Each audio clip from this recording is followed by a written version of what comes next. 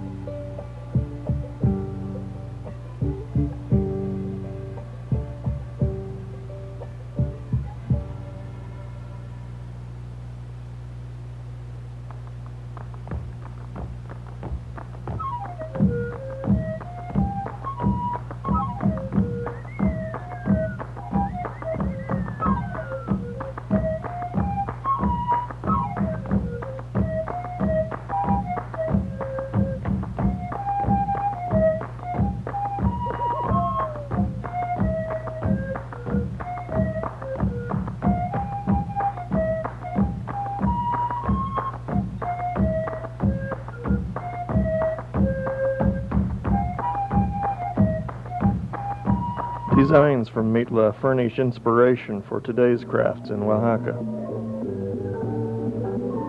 Today, colonnades surround the town square, or Zocalo, of modern Oaxaca.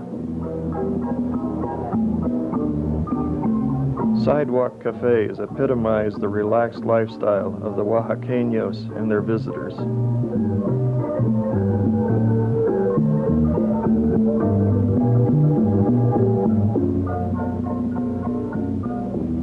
The Zocalo is a lovely park, complete with bandstand.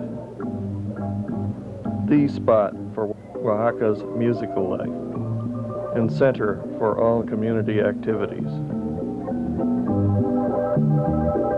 Where the marimbas play nearly every evening.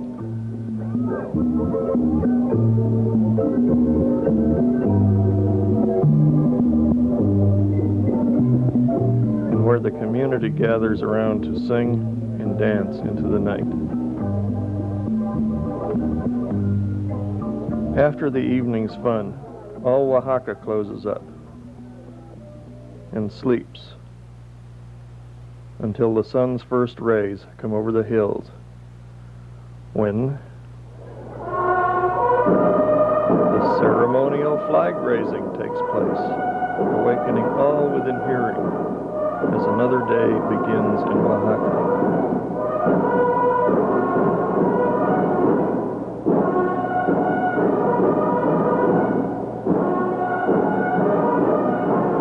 This day is special, however. It's December 16th, the official opening of the Christmas Fiestas.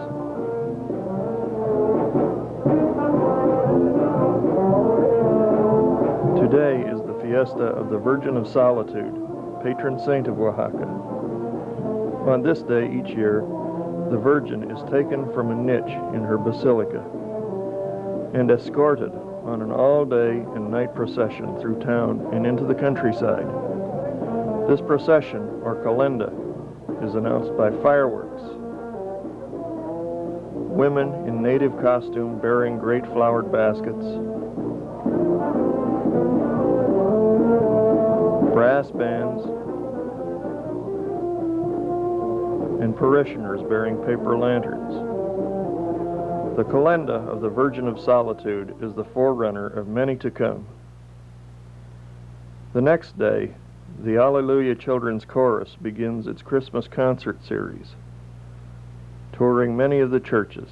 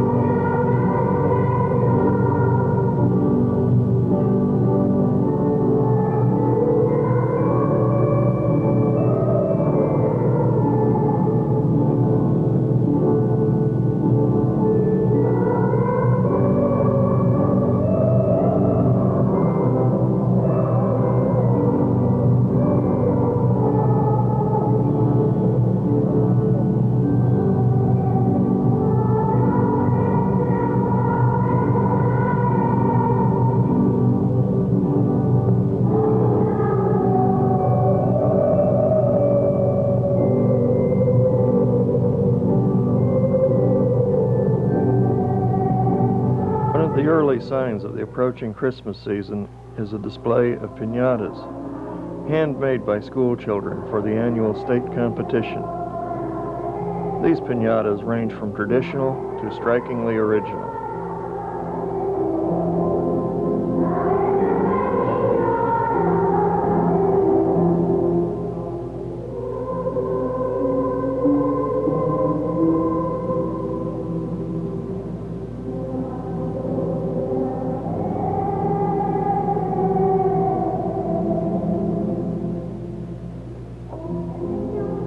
In a Mexican home, Oscar Hernandez raises a piñata for his younger brothers. Each youngster takes his turn at attempting to break the piñata.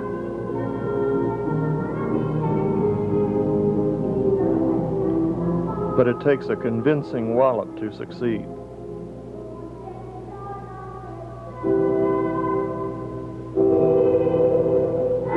children scramble for their prizes, while the broken piñata hangs ingloriously above. Back at the Zocalo, temporary stands have been built for the evening sale of Banuelos, thin, waffle-like confections covered with anise-flavored syrup. Served in a cracked bowl, after the Oaxacans have eaten their Banuelos, they smash the bowls as an end-of-the-year ritual. It's great fun, and everybody, young to old, joins in.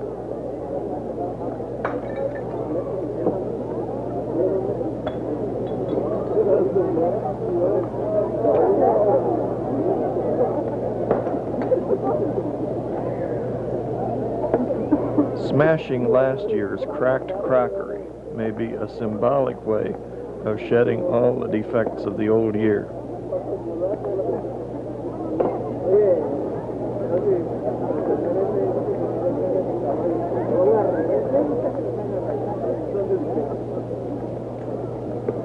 Perhaps this zany tradition is an extension of the piñata festivity.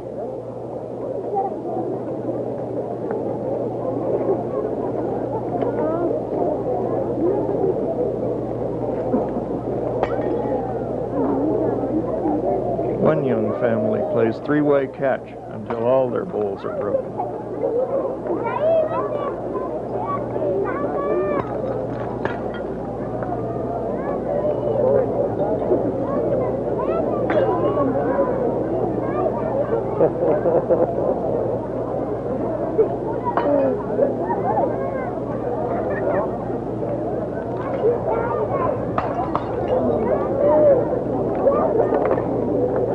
Brother and sister look on.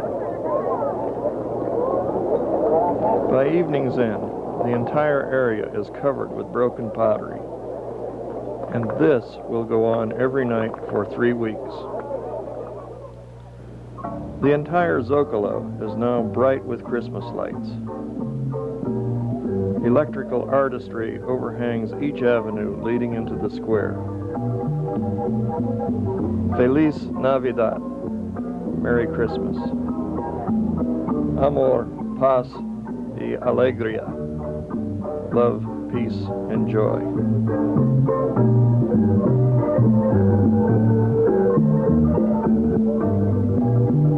Joseph and Mary.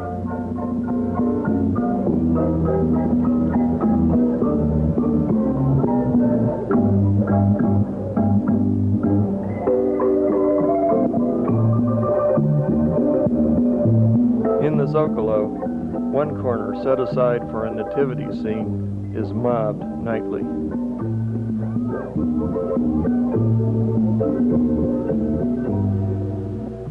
Another popular free activity is the pastorela, or pastoral play. It's Christmas time, and the shoeshine boy, the flower girl, and the sweeper are vaguely unhappy. The sweeper has even become lazy. Others have resorted to the evils of drink.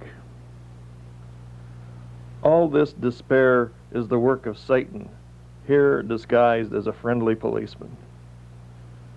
He lures these innocent Oaxacans to their discontent until an observant burro and an intelligent cow alert the people to the devil's plot. Remember, in a pastoral play, you must have animals, and these animals are pretty special. Now aware, the Oaxacans begin to confront Satan. The sweep even grows wings as he challenges the devil, finally chasing Old Nick and sweeping him out of their lives. In this hybrid adaptation of the medieval mystery play, Satan is completely subdued, clearing the way for the birth of the Christ child as the Oaxacans gather around Joseph and Mary. The Christmas calendar is crowded with folk dance performances. This band prepares for tonight's activities. In colorful native and regional costume, dancers bring ancient traditions to modern audiences.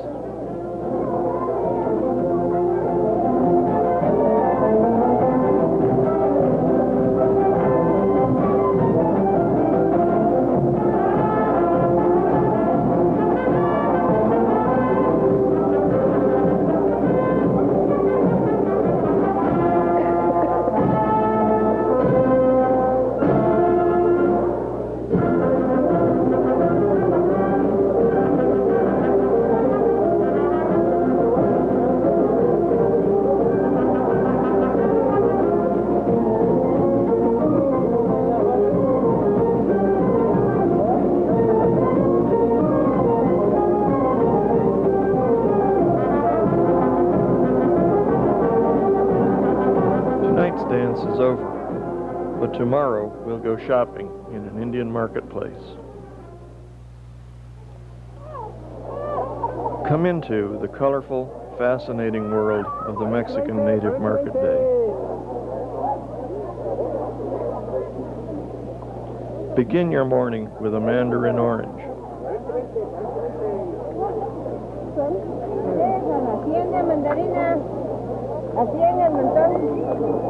Add a bolillo of bread and you have your breakfast. Perhaps you prefer to grind corn for tortillas. You'll need a metate. Made of volcanic stone and brightly decorated, the metate is a necessity in the Mexican home. If you intend to cook at home, you need firewood, always available on market day.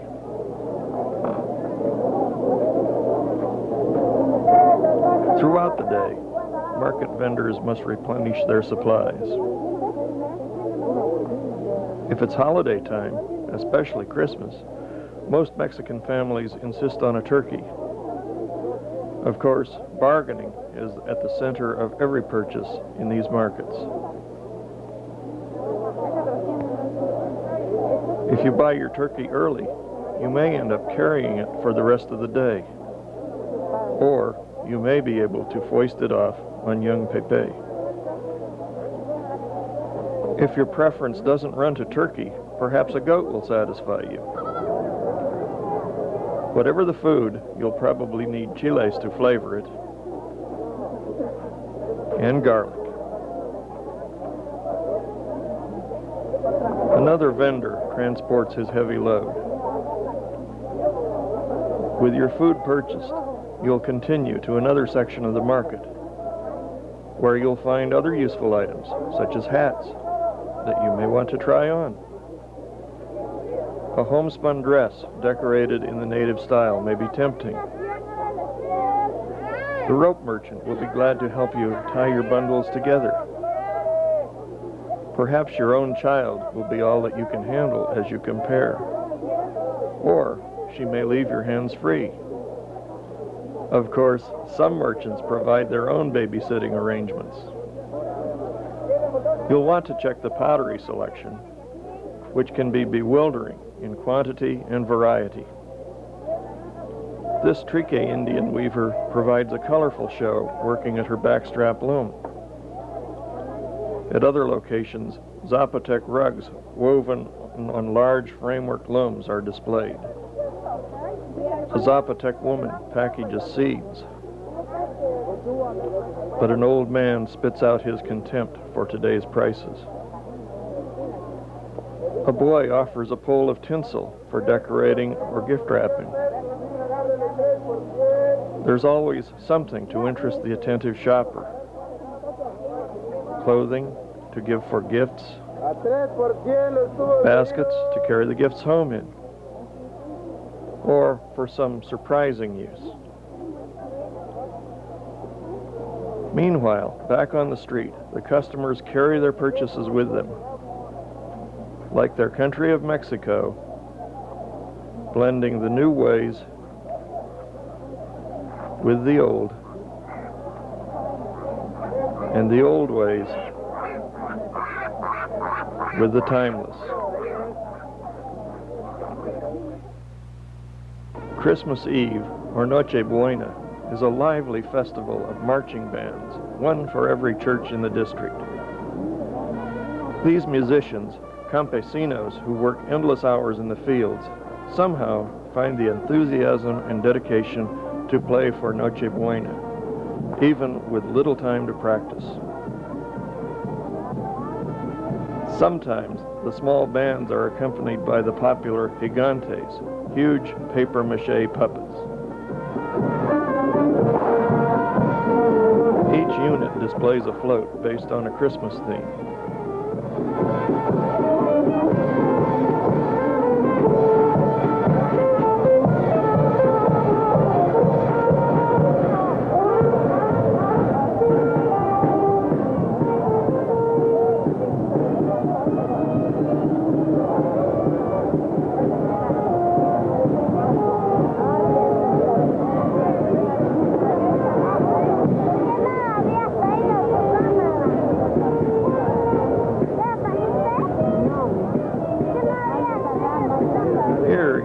find a real-life Mary riding an ass while she cradles the baby Jesus. Or the three kings wending their way toward Bethlehem.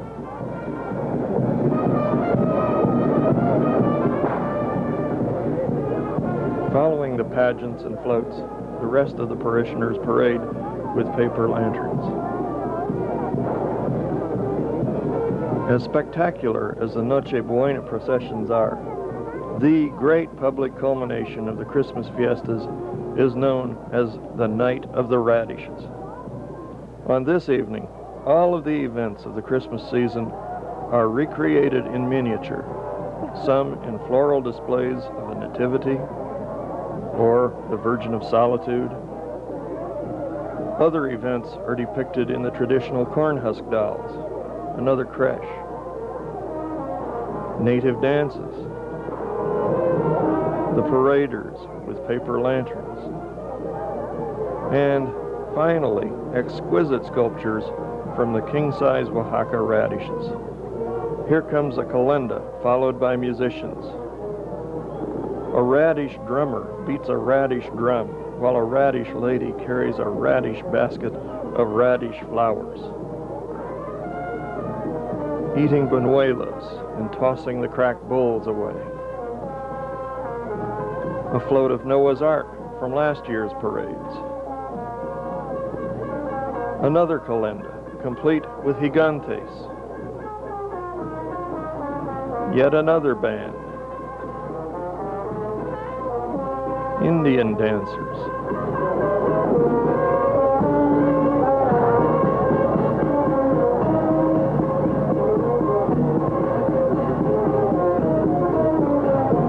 After the winning sculptures are announced, happy spectators may purchase the radishes for their Christmas decor.